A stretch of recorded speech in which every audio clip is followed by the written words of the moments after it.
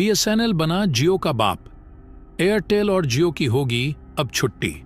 भारत ने उठाया बड़ा कदम, हिल गया पूरा टेलीकॉम सेक्टर। 140 करोड़ भारतीयों को फ्री में इंटरनेट देने की हुई बड़ी प्लानिंग। अब इंटरनेट दुनिया का बदल जाएगा पूरा नक्शा। दोस्तों, जिस तरह से प्राइवेट टेलीकॉम कंपनियां, वो चाहे एयरटेल हो, जियो हो या फिर वीआई ही क्यों ना हो, अपनी मोनोपोली 140 करोड़ भारतीयों पर चला रही हैं, जब चाहे इंटरनेट का दाम बढ़ा देती है, जिसकी वजह से आम जनता पूरी तरह से टूट चुकी है। और अभी हाल ही में जिस तरह से अचानक इंटरनेट का दाम बढ़ा है, उसकी वजह से भारतीय आम जनता और ज्यादा परेशान हो चुकी है। और ये टेलीकॉम कंपनियों ने लोगों को इस तरह अपने जाल में फंसा रखा है कि उस जाल से निकलना लोगों के लिए नामुमकिन हो चुका है। लोग इतना ज्यादा एडिक्ट हो गए हैं कि इंटरनेट के बिना एक सेकंड भी नहीं रह सकते। और यही मजबूरी का फायदा टेलीकॉम कंपनियां उठा रही हैं। लेकिन अब इन प्राइवेट टेलीकॉम कंपनियों को मार्केट से छुट्टी करने के लिए भारत की सरकारी टेलीकॉम कंपनी, जिसका नाम है बीएसएनएल, मैदान में कूद पड़ी है।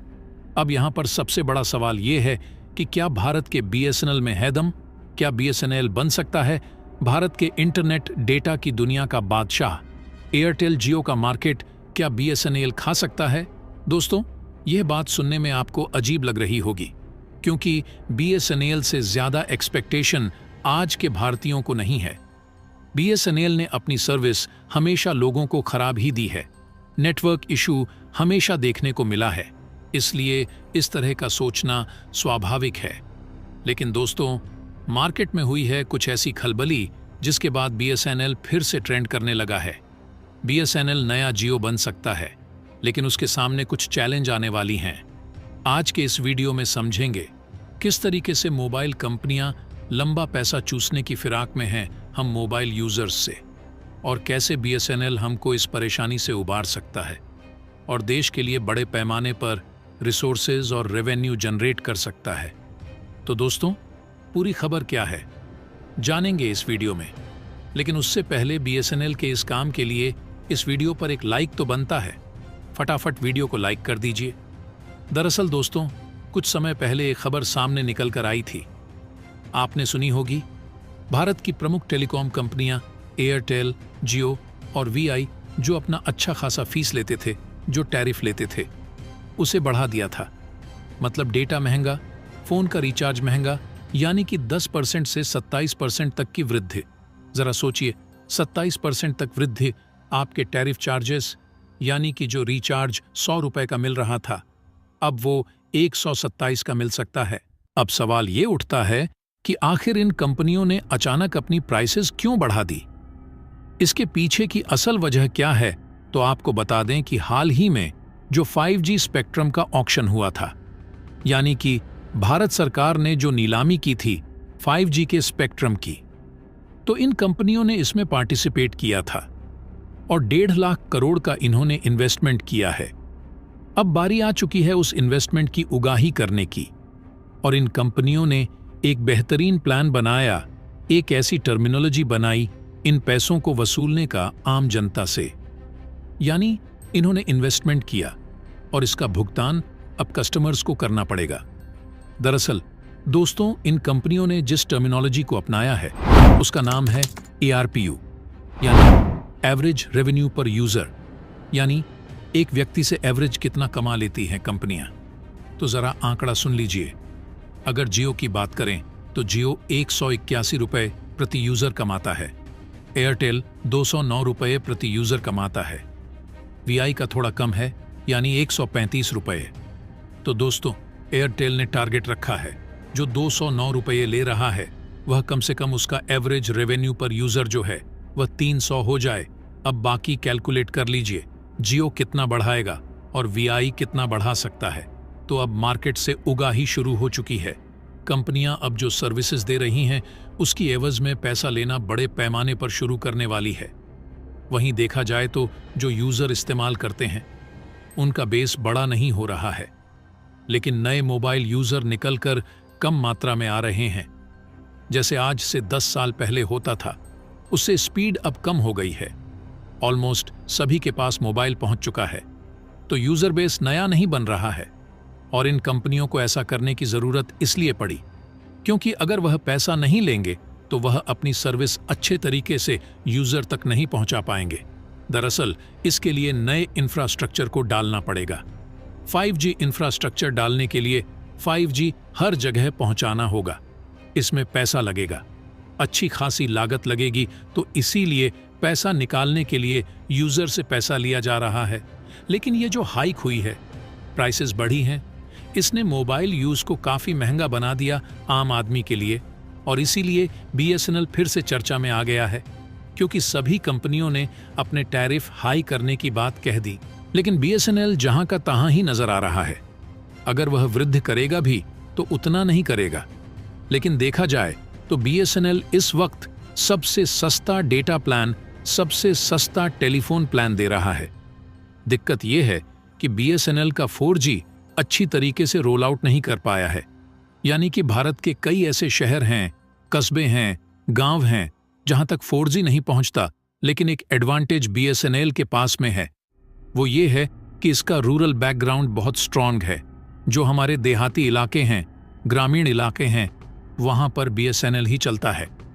वहां पर एयरटेल जियो नहीं पहुंच पाया अभी तक। ऐसी स्थिति में अगर BSNL सिंसियर चाहे, सीरियसली चाहे, तो BSNL इस वक्त सबसे बड़ी टेलीकॉम कंपनी बन सकती है। अगर भारत सरकार चाहे तो, अगर भारत सरकार सही तरीके से इसमें रिफॉर्म लाए, अगर क्रांतिकारी बदलाव लाया जाए BSNL के अंदर, तो BSNL तुरंत अंबानी को, भारतीय एयरटेल वालों को, सबको हरा सकता है। दिक्कत यह है कि क्या BSNL को रिवाइव करने की कोशिश की भी जाएगी? और डूबा भी तो क्यों डूबा BSNL, आइए समझते हैं। दोस्तों, BSNL सबसे पहले शुरू होने वाले टेलीकम्युनिकेशन एजेंसीज में से एक है। यह 1 अक्टूबर 2000 में लॉन्च हुआ था। 2000 से लेकर 2009 तक BSNL का बूम था। सन 2009 में नई नई कंपनी आनी शुरू हुई। उन्होंने बेहतर कस्टमर सर्विस देने शुरू किए। कस्टमर्स के फ़ोन को अगर कुछ प्रॉब्लम आ जाए तो जल्द उठाया करती थी। प्राइवेट कंपनियां जल्दी इंस्टॉलेशन करवाती थीं। रिपेयर का काम आता तो भी ठीक करती थी और सारा कुछ एकदम जल्दी करके देती थी, तो इसीलिए पॉपुलर होने लगी। सारी प्राइवेट कंपनी, इनकी स्पीड अच्छी थी, कॉल ड्रॉप कम होते थे। और जब 2009 के बाद इंटरनेट बूम आने लगा भारत के अंदर, उसके बाद में ये सारी कंपनियों ने अपनी स्पीड बढ़ा दी, जबकि BSNL अपनी स्पीड नहीं बढ़ा पाया था। वीडियो उसमें बफर होते ही रहते थे, गोल गोल चक्कर घूमते रहता था, वीडियो आगे नहीं बढ़ता था। अभी भी कई जगह ऐसा सिचुएशन है जहां BSNL की स्पीड बेहद स्लो है, जबकि इंडिया में 5G तक रोल आउट हो चुका है। टेक्नोलॉजी का यह लैग, यानी पुअर कस्टमर सर्विसेज, उसमें खराबी और 4G को पूरी जगह अप्लाई न कर पाना, ये सारी चीजें बताता है कि क्यों BSNL से लोग जो हैं छोड़कर जा रहे हैं। हर साल मिलियंस जो मोबाइल यूजर हैं वो BSNL से शिफ्ट होकर के एयरटेल जियो या VI में जा रहे हैं। और खासकर जो गांव से शहरों की तरफ आते हैं वो अपना नंबर पोर्ट कराना ज्यादा बेहतर समझते हैं। गांव में देखा जाए तो BSNL की बहुत ज्यादा अच्छी अप्रोच है, रीच है, स्पीड उतनी नहीं आती, लेकिन वहां BSNL ही काम करता है। ऐसे कई इलाके अब BSNL ने प्लान किया है कि सन 2024 तक सभी तक वह 4G स्पीड पहुंचा देगा और 2025 तक वह फायद पहुंचाने की कोशिश करेगा। अगर ऐसा होता है और इसमें खरा उतरता BSNL, तो डेफिनेटली लोग BSNL की तरफ शिफ्ट हो सकते हैं। लेकिन फिर वही बात आ जाती है, प्रॉपर स्पीड अगर नहीं दे पाया, 4G बोलने के बाद भी नहीं दे पाया, 5G बोलने के बाद भी नहीं दे पाया, कंज्यूमर्स की प्रॉब्लम को कॉल सेंटर वाले जल्दी फिक्स नहीं कर पाए, तो ऐसी स्थिति में BSNL आगे नहीं बढ़ पाएगा। लेकिन इस समय BSNL के पास गोल्डन अपॉर्चुनिटी है, जहां सारी प्राइवेट कंपनी ने अपनी प्राइस को बहुत ज्यादा बढ़ा दिया। लोगों को ज्यादा डेटा इस्तेमाल करने की आदत पड़ चुकी है, तो उन्हें ज्यादा पैसा खर्च करना पड़ेगा, यानी लोग काफी दिक्कत में हैं। तो ये लोग रोल बैक कर सकते हैं BSNL की तरफ। और अब BSNL ये अच्छी तरह से जान चुका है कि इंटरनेट की दुनिया में कैसे भूचाल लाना है, इसलिए BSNL अब बड़े लेवल पर 4G टावर लगाना शुरू कर चुका है। ऑलमोस्ट ये काम अब कंप्लीट ही होने वाला है। इससे देश के बड़े एरिया तक BSNL का 4G नेटवर्क पहुंचने की राह आसान हो जाएगी। खास बात है कि बीएसएनएल जहां भी अपने नेटवर्क को अपग्रेड कर रही है उसे भविष्य में 5G में बदलना आसान होगा। बीएसएनएल उन ग्रामीण इलाकों में 4G सर्विसेज को पहुंचाना चाहती है जहां किसी और कंपनी की सर्विस नहीं पहुंची है। मकसद उन इलाकों तक कनेक्टिविटी पहुंचाना है जो सुविधाओं से पीछे हैं। जो यूजर्स अभी 2G और 3G नेटवर्क से जुड़े हैं उन्हें 4G नेटवर्क पर लाया जाएगा। अगर बीएसएनएल ने जो प्लान बनाकर रखा है, पूरे भारत भर में कोई भी ऐसा इलाका न बचे जहां बीएसएनएल मौजूद हो और 4G न मिले। अगर यह करने में कामयाब हो गया बीएसएनएल तो बीएसएनएल हिट हो सकता है। अगर गवर्नमेंट ने फाइनेंशियल सपोर्ट अच्छे से कर दिया तो डेफिनेटली बीएसएनएल उभर सकता है। तो दोस्तों, इसके बारे में आपका क्या कहना है? कमेंट बॉक्स में जरूर बताइएगा। तो दोस्तों, जय हिंद, जय भारत।